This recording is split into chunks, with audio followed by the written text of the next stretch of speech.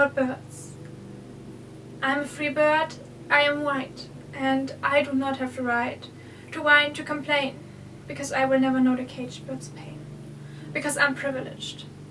But white privilege doesn't mean my life's all sickly sweet honey and only black people get stung by bees. It's just my skin color did not contribute to my life's difficulties.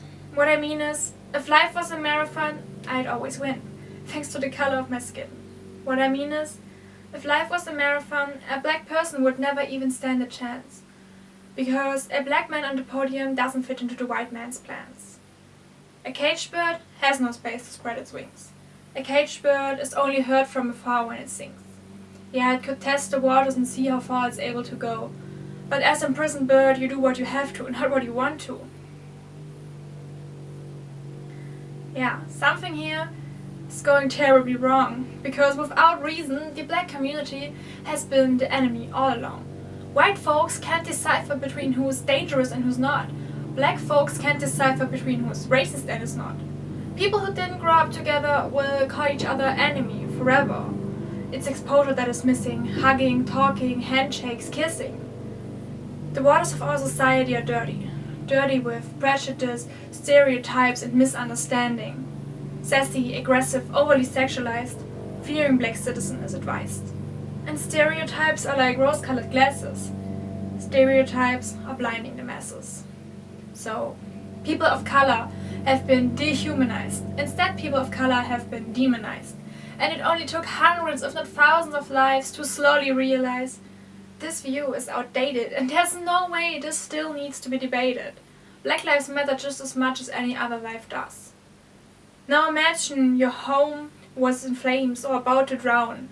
When calling 911, you'd never say the whole neighborhood is going down. So yes, all lives matter, but black lives are aflame.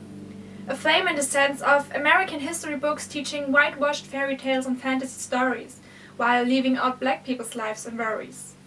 During Revolutionary War, a long time ago, it was not the Wall Street wolves and cowboys who fought though. It has always been the black community who lived out a brutal dehumanizing history.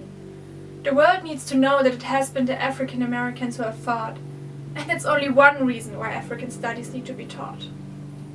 Aflame in the sense of, let's cast one person of color per movie for statistics, to create a wonderful, colorful racial diversity mix. Nothing but a sidekick without storyline, nothing but a stereotyped character design. The black bestie coming in to save the day, next to a blue-eyed, white, blonde hero using cheap tanning spray. Black people get limited to skin and bones, as if black people were nothing but copy-paste clones. Nobody dares to look past the color of skin. Nobody tries to see the unique storylines hidden in plain sight. Only being murdered will get black people on big screens and into the spotlight. People of color aren't a new race. People of color have always fought for their place. Racism isn't a new word. Racism has always hurt.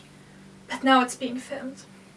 Brianna, George, Michael, Trevin, Tamir. We know their names around here. We say their names around here. Yet we do not want to need to say their names. Yet we do not want to need to play those dead or alive games. There still is no justice, no fairness. We only hashtag say their names and let Twitter burn down in flames. Justice would be hundreds of innocent people still breathing, and as George Floyd so eloquently said, I cannot breathe. So justice is something nobody will ever achieve.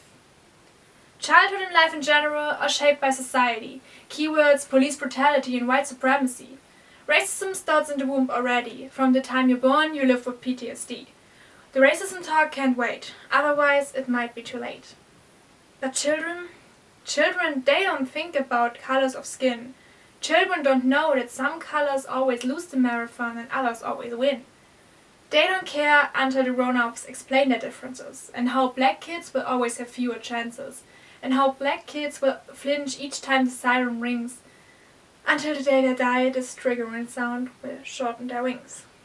First lesson, how to act around policemen, also known as how to survive in a world where black people aren't supposed to breathe or vote or even drive. As a black person, one expects to go to jail for crimes one didn't commit. As a black person, one can only hope and dream of living in safety and peace for at least a short bit. As a black person, one might get murdered in the comfort of their own house. As a black person, one gets used to broken promises and vows. There have always been moments of protests and blackouts and rooting. 10 people fall asleep before one day, much later, rebooting.